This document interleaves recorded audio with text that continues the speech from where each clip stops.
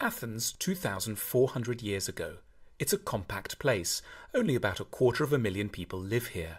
There are fine baths, theatres, temples, shopping arcades and gymnasiums. It's warm for more than half the year. This is also home to the world's first true and probably greatest philosopher, Plato. Born into a prominent and wealthy family in the city, Plato devoted his life to one goal, helping people to reach a state of what he termed eudaimonia, or fulfillment. Plato is often confused with Socrates. Socrates was an older friend who taught Plato a lot but didn't write any books. Plato wrote lots of them, 36, all dialogues, beautifully crafted scripts of imaginary discussions in which Socrates is always allotted a starring role, among them the Republic, the Symposium, the Laws, the Meno, and the Apology. Plato had 4 big ideas for making life more fulfilled. First big idea: think more.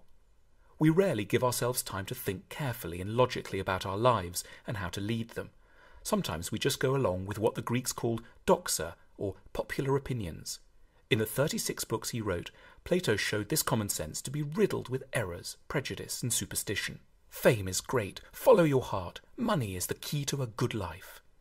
The problem is, popular opinions edge us towards the wrong values, careers, and relationships. Plato's answer is, know yourself. It means doing a special kind of therapy, philosophy, subjecting your ideas to examination rather than acting on impulse. If you strengthen your self-knowledge, you don't get so pulled around by feelings. Plato compared the role of our feelings to being dragged dangerously along by a group of wild horses. In honour of his mentor and friend Socrates, this kind of examination is called a Socratic discussion. You can have it with yourself or, ideally, with another person who isn't trying to catch you out, but wants to help you clarify your own ideas. Second big idea: let your lover change you. That sounds weird if you think that love means finding someone who wants you just the way you are. In a Symposium, Plato's play about a dinner party where a group of friends drink too much and get talking about love, sex and relationships, Plato says, true love is admiration. In other words, the person you need to get together with should have very good qualities, which you yourself lack. Let's say they should be really brave or organised or warm and sincere. By getting close to this person, you can become a little like they are. The right person for us helps us grow to our full potential. For Plato, in a good relationship, a couple shouldn't love each other exactly as they are right now. They should be committed to educating each other and to enduring the stormy passages this inevitably involves. Each person should want to seduce the other into becoming a better version of themselves. 3. Decode the message of beauty. Everyone pretty much likes beautiful things, but Plato was the first to ask, why do we like them? He found a fascinating reason. Beautiful objects are whispering important truths to us about the good life. We find things beautiful when we unconsciously sense in them qualities we need but are missing in our lives.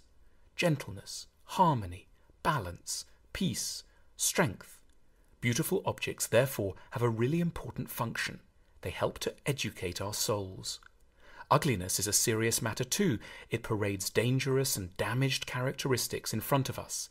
It makes it harder to be wise, kind, and calm. Plato sees art as therapeutic. It's the duty of poets and painters, and nowadays novelists, TV producers and designers, to help us to live good lives. 4. Reform society. Plato spent a lot of time thinking how the government and society should ideally be. He was the world's first utopian thinker. In this, he was inspired by Athens' great rival, Sparta. This was a city-sized machine for turning out great soldiers. Everything the Spartans did, how they raised their children, how their economy was organised, whom they admired, how they had sex, what they ate, was tailored to that one goal. And Sparta was hugely successful from a military point of view. But that wasn't Plato's concern. He wanted to know, how could a society get better at producing not military power, but fulfilled people? In his book, The Republic, Plato identifies a number of changes that should be made. Athenian society was very focused on the rich, like the louche aristocrat Alcibiades, and sports celebrities like the boxer Milo of Croton. Plato wasn't impressed. It really matters who we admire, because celebrities influence our outlook, ideas, and conduct, and bad heroes give glamour to flaws of character. Plato therefore wanted to give Athens new celebrities, replacing the current crop with ideally wise and good people he called guardians, models for everyone's good development. These people would be distinguished by their record of public service, their modesty and simple habits, their dislike of the limelight, and their wide and deep experience. They would be the most honoured and admired people in society. He also wanted to end democracy in Athens. He wasn't crazy. He just observed how few people think properly before they vote, and therefore we get very substandard rulers. He didn't want to replace democracy with a horrid dictatorship, but he wanted to prevent people from voting until they'd started to think rationally. That is, until they'd become philosophers. Otherwise, government would just be a kind of mob rule.